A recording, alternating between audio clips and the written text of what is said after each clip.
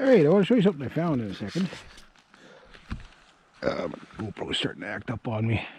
Hopefully I get the season out of this thing anyway. You pay so much for stuff and I hate it when things like pay for it. I want it to work, period. But anyway, that dog, I wonder where that dog must be way the hell over there. I found one of these.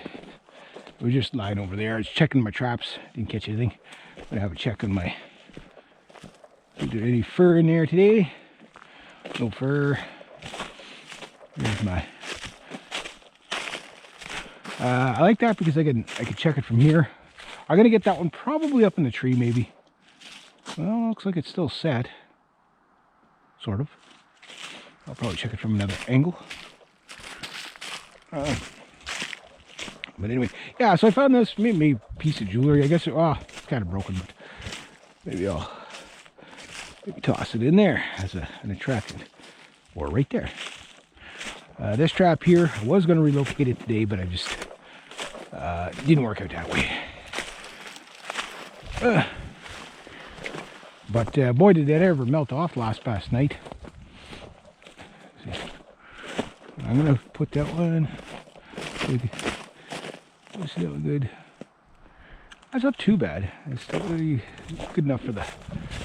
And so everybody says it's still set. I want to put that up somewhere though.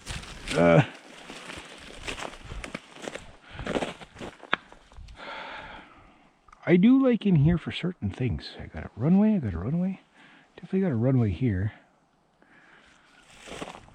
I'm wondering if this is where I want to set my wolf bait. Part of me says yes, part of me says no. You know, like, maybe I'm just overthinking everything, but at some point you just got to get stuff out. Like, you're never going to find anything perfect. No, I'm not going to go that way. I'm going to go this way. But I also would like to get something where it's thick like this, but also that I can see it from the road. So I don't have to go near it unless there's something in there. Ow. Plus, getting less brush in the face. But at least the sun's out today. A little bit of sun coming in. Always gloomy and depressing. I'll leave that piece of bone there because I got lots of it at home and that was kind of broken. But you can make jewelries and stuff like that out of that.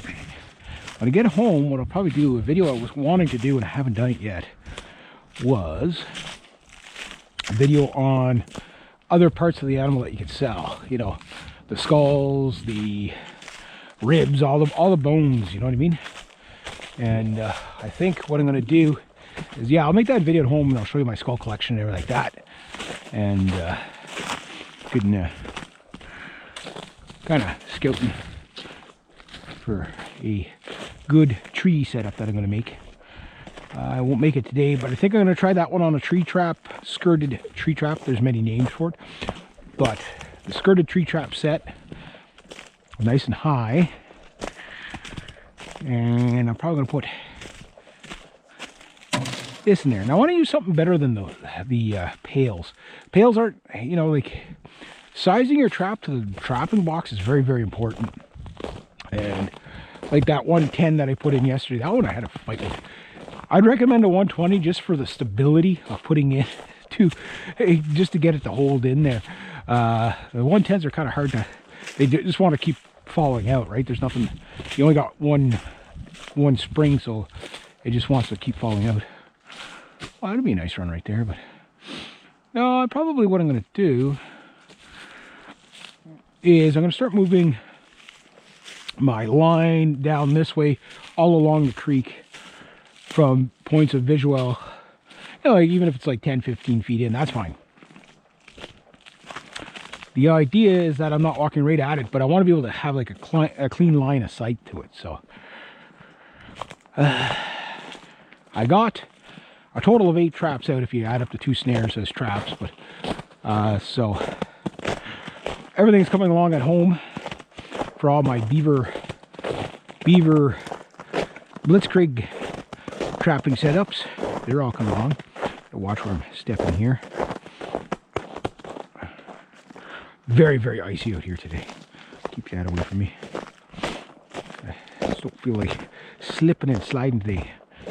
I sort of fixed that. That's pitiful. I gotta I gotta do something about that. This one's pretty good. It's just nothing. The rabbits go in and out of there all the time, but I just haven't quite got it. Now, what I might do is get a trap in here, and because I can see all in here. This is a good little spot right here, and it's pretty easy to make. But I want to try something a little different so it's easier to rebait it, and that the fisher don't just tear it apart easily. That's the problem when you do the tree sets. They take forever. The skirted tree set takes forever to make. Like, you're going to be at it for about an hour. You know what I mean? 45 minutes an hour, whatever. If you have like nothing ready to go. And that, you're going to get a fisher. He's going to come up the pole. He's going to jump over the top of the skirts of the trap, which the skirts are just basically spruce boughs. And then what he's going to do is he's going to tear it all apart on you. And then it's not that he steals the bait that gets you mad. It's like, you know how much work I put into that thing and you just wrecked it. And I didn't even catch him.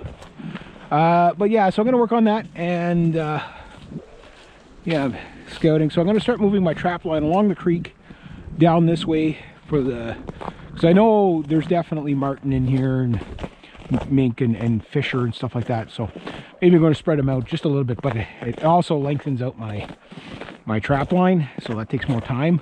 So I'll do that after, because it's been over a week since I caught a fur. So the goal is the beaver blitzkrieg, so that's where I'm putting my concentration of everything. So if I can use any of that stuff there, might be something that I could use eventually. But the goal is that the beaver blitzkrieg, get that done. Once I get all the traps set up for that, then I can start moving these traps around a little more. But the wolf snares, as long as they're out, I want everything out for January 1st. Today is the 10th of December, which we'll see what happens with my Not Reg Me channel. Another YouTube banning sprees going on apparently, so hopefully this channel will stay up, but we'll see what happens. And again, with your support, it might be able to. But anyway, there we go. That's what I got going on. So I definitely want to trap down in here. I did before. I don't know if I caught a fisher here. I know I caught a fisher there. Maybe it was a mink I caught here. I can't remember what I caught down there, but that little creek there, it's a dandy little creek. You catch a lot of stuff off of it. But yeah, I'll be scouting that. And there's always, you know, I get all this stuff. If you do it pre-season, you don't have to worry about it now. I don't know, but I think a fly just went by me. I'm like, no, it's December, dude. Go back to bed. But anyway, I can't deal with flies this time of year. But anyway, yeah. So I know right around here.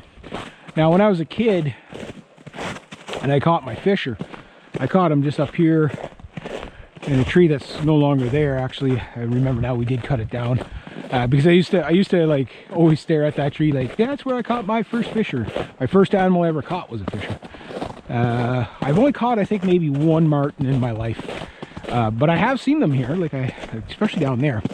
I've already told the story where I was sitting hunting and the marten was coming up the ladder kind of yelling at me. He didn't know what it was. I was sitting there trying not to laugh, but he was just like, really quiet. Like, cool little animal. It's so cute. But yeah, but this stuff here, yeah, this is like fisher territory right here. They love this stuff. Anyway, I'm gonna go in, check the beaver dam, see if I got a beaver, and we'll go from there.